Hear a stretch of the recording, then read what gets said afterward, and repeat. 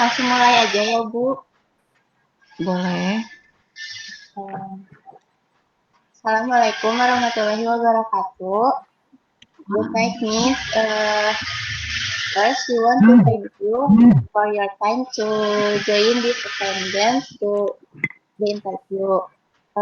Let me introduce myself. My name is Lulu Hasna Luciani, and there are two my friends, Fahira Nur Pratiwi and Cinta Nuraini Putri.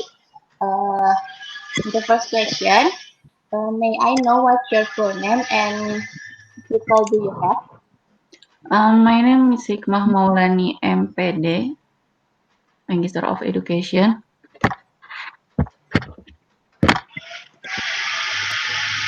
And the second question, Yeah.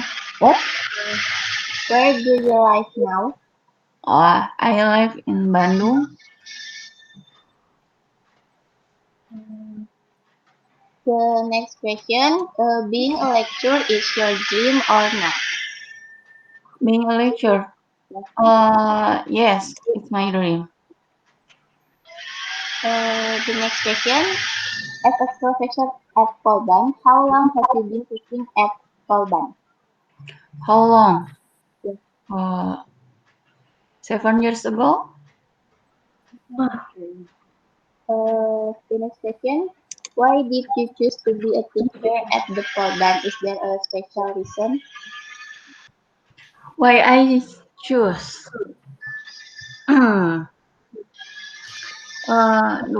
Gimana ya ceritanya? Ya karena saya ditawari. Jadi ditawari dan direkomendasikan, saya terima. Ya kesempatan kan tidak datang 2 kali ya. Ya sudah saya terima. The last question for me, what subject are you capable of? Subject.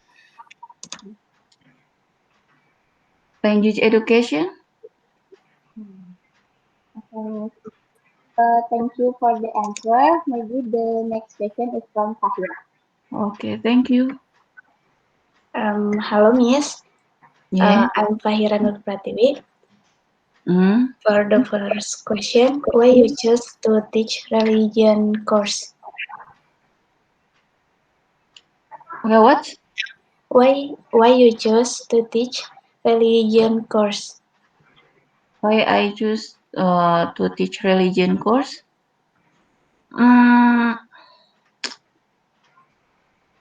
My basic language education, not religion.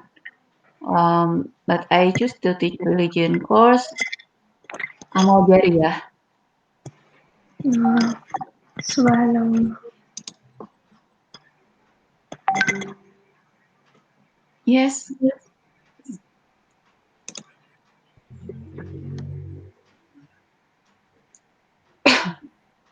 Next, about learning style. Are there any learning style that you like and want me to apply when you teach? Learning style? Yes. Diskusi. Mendengarkan. Ini ngajar di Polban kan? Ya. Yes. Di Polban yang saya suka adalah diskusi, mendengarkan apa yang diinginkan oleh mahasiswa, kemudian apa yang saya inginkan, yang harus dicapai oleh mahasiswa, kita ngobrol, tidak memaksakan mereka masuk ke dunia saya karena umur juga berbeda, jadi mau tidak mau saya harus memahami dunia mereka, jadi gaya mengajarnya ya saya memaksimalkan seperti teman sebaya sih, karena kalau mengajar agama kan tidak bisa didikte, harus menggunakan hati. Itu sih. Okay, then I want to know what kind of students criteria did you expect? Kind of student criteria? Yeah, did you expect gitu? Apa ya? Student kriteria beradab. Pinter aja nggak cukup sih, beradab.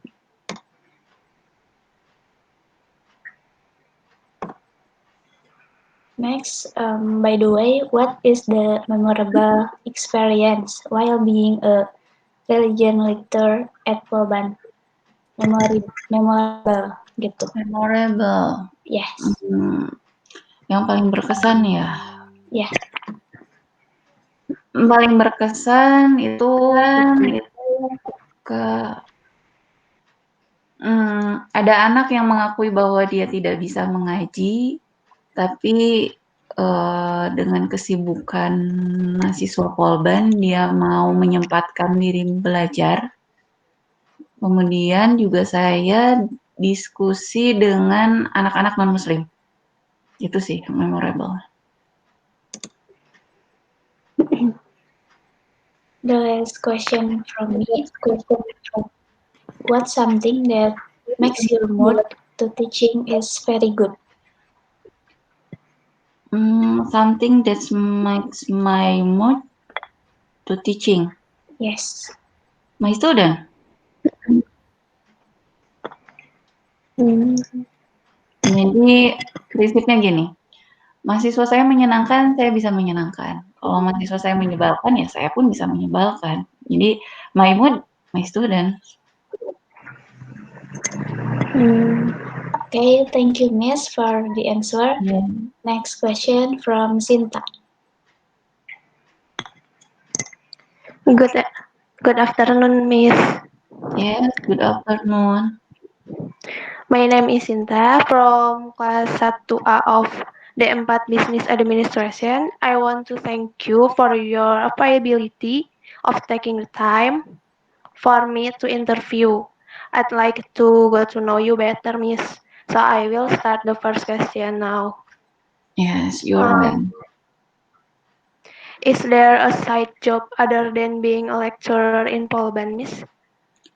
What's a side other job? Yeah. Ibu rumah tangga. Oh, yes. That's right. And next question.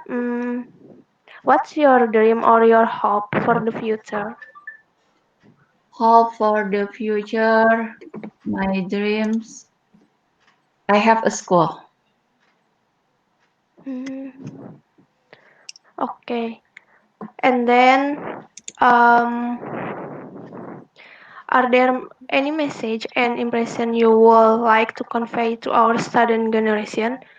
Like, how did you respond to learning online like this and daring situation? Respond to learning online like now.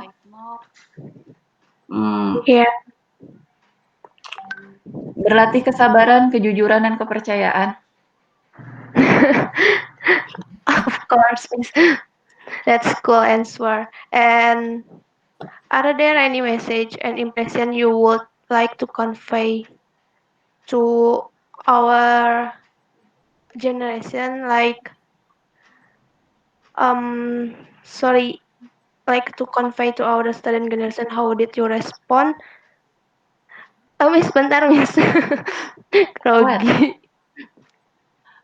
Sebentar, Miss. Santuy aja nih. Kan wawancara dosen agama bukan berarti wawancara munkar nakir kan? Oh iya.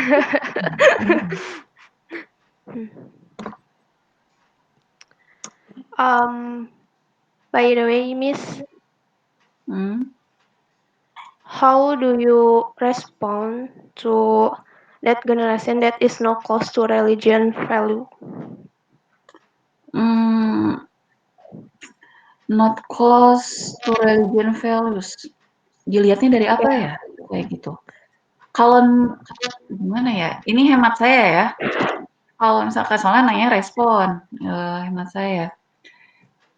Beragama itu bukan berarti menjudge, ya. Kalau yang saya tahu, beragama itu bukan berarti menjudge. Jadi tidak bisa kita melihat misalkan seorang anak dia misalkan ketika azan dia tidak ke masjid bukan berarti kita menyimpulkan oh dia anak yang tidak mau sholat Atau misalkan, oh dia anak yang tidak pernah sholat, dan oh dia tidak punya nilai agama. Atau misalkan ketika ada anak yang dia tidak menutupi auratnya, atau misalkan dia menggunakan pakaian yang tidak sopan, kemudian kita menganggapkan bahwa dia tidak memiliki nilai agama gitu. Itu terlalu apa ya? Observasinya terlalu dangkal kalau misalkan kita menunjukkan seperti itu. Jadi kalau saya responnya, kan ini ngomongnya generation ya, beda Yeah. dengan teman sebaya saya, ini generation. Berarti kalau generation, my student kan, ya mahasiswa saya seusia anak-anak lulus SMA kemarin kan. Jadi masih remaja, dan yang saya tahu remaja itu butuh didengarkan. Dan ada orang yang mungkin Islamnya juga Islam turunan, ada yang mungkin dia tidak pernah belajar sama sekali, atau juga mungkin dia belajar tapi ya sudah hanya sekedar belajar. Berapa belas tahun sih kalian belajar PAI? Tapi ada beberapa orang yang sudah hafal 30 juz hanya karena 12 tahun belajar PAI, enggak kan? Atau 12 tahun belajar PAI ada yang tiba-tiba jadi rajin tahajud. Jadi respon saya ke anak-anak yang dianggap mungkin ya tidak memiliki nilai agama, tidak ada nilai agamanya, kita cermati dulu kata tidak memiliki nilai agama gitu. Kalau kita kan di norma itu ada norma sosial, ada norma agama gitu. Cacatnya yang mana dia gitu. Kalau misalkan minusnya ternyata dia kurang ibadah dari segi apa gitu. Makanya tadi saya bilang ketika tadi itu siapa ya? Ada pertanyaan tentang kriteria kan, student kriteria itu berada gitu. Jadi percuma dia hafal rukun Islam, tapi kalau misalkan dia tidak tahu bagaimana caranya mengamalkannya gitu. Jadi kalau respon saya ketika misalkan ada anak yang memang saya tidak berani menganggap bahwa dia tidak memiliki nilai agama ya, tapi mungkin perlu dibimbing untuk kembali lagi ke arah agama, ya saya dekati gitu. Kalau misalkan itu tanggung jawab saya, ya saya lakukan tanggung jawab itu dengan saya dekati dan saya ajak ngobrol. Gitu. Apa yang dia butuhkan sebenarnya. Karena kan prinsipnya wa ma khalaqtul jinna wal insa illa liya'budun kan. Jadi bagaimana caranya kembali lagi ke Allah. Fitrah manusianya seperti apa, seperti apa. Jadi dicermati. Saya nggak berani sih kalau ngomong anaknya tidak punya nilai agama. Nggak berani. Kecuali ada observasi lebih jauh dan memang dikatakan bahwa dia memang tidak mempunyai nilai, maka berarti harus diajarkan. Itu responnya berarti harus mengajarkan. Makanya tadi nyambungnya ke learning style-nya itu saya ngajar ya saya diskusi gitu. Karena kalau mendikte, menjudge berarti mendoktrin kan gitu. Sedangkan kalau dakwah itu kan ada ilmunya, ada konsepnya, tidak serta-merta kita cuap-cuap ngomong, cuap-cuap benar. Gitu. Alright, Miss. Next, then let's move to last question, Miss. Yes.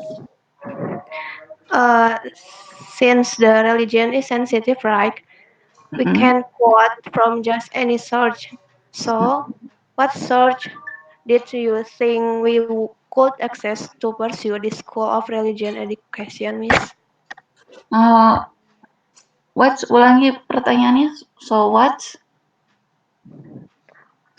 research did you think we could access to pursue the School of Religious Education? Could access to pursue? Ya, kalau ini hemat saya juga ya, gitu. Apa yang harus dilakukan? Salah kalau misalkan dikatakan religious education itu at school. No, but at home. First at home, not at school. Jadi balik lagi ke rumah. Jadi percuma di sekolah belajarkan religious education, tapi parents-nya nggak ngajarin apa-apa gitu. Karena anak itu fungsi pertama yang kemahiran manusia pertama adalah mendengar. Itu ada di surat Al-Baqarah kan. Jadi afidahnya itu dia dengan hati berpikirnya itu adalah dengan mendengar, menyimak dulu, afidah dulu. Nah, maka dari itu dimulai dari rumah, karena lahir di rumah bukan di sekolah. Itu. Kayak saya kalau menerapkan ke guru atau misalkan ke ke anak-anak saya, ke siswa-siswa saya selalu mengatakan bahwa kita tidak tahu kapan kita mati, tapi kita tahu bagaimana cara kita menyiapkan kematian. Gitu. Jadi mau di rumah, di sekolah, gimana caranya ketika kita hidup kita bahagia gitu, mati kita harus bahagia. Gitu. Jadi aksesnya ya libatkan rumah dan sekolah.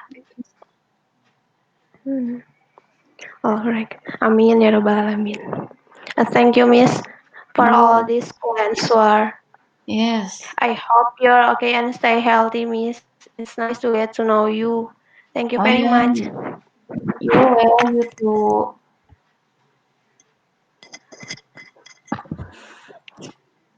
So this interview I have concluded. Wassalamualaikum warahmatullahi wabarakatuh. Have a nice day, Miss. Waalaikumsalam. Have a nice day.